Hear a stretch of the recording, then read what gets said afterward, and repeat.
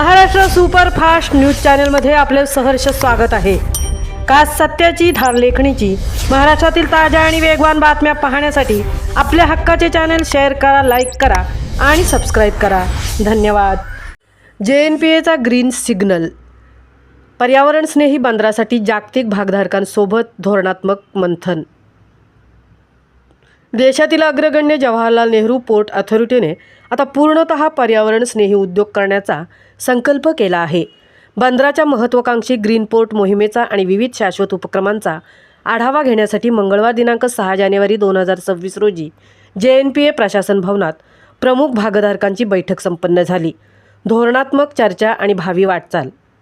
या बैठकीत प्रामुख्याने बंदराच्या शाश्वत विकासासाठी संबंधित विविध धोरणात्मक विषयावर चर्चा करण्यात आली। यामध्ये container terminal operator, container shipping lines आणि इतर प्रमुख भागधारकांनी उपस्थिती लावली होती।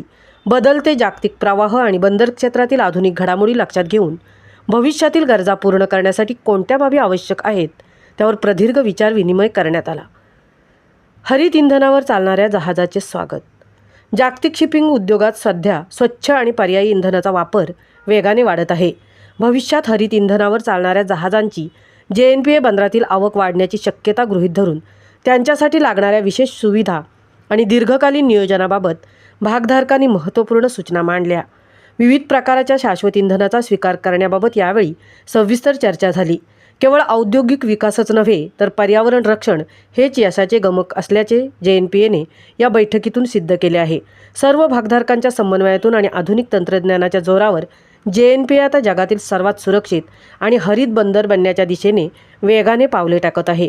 शाश्वत भविष्यासाठी JNPAने सुरू केलेले हे मिशन ग्रीन संपूर्ण जागतिक शिपिंग क्षेत्रासाठी एक नवे दीपस्तंभ ठरेल, असा विश्वास या बैठकीच्या सांगतावेळी व्यक्त करण्यात आला।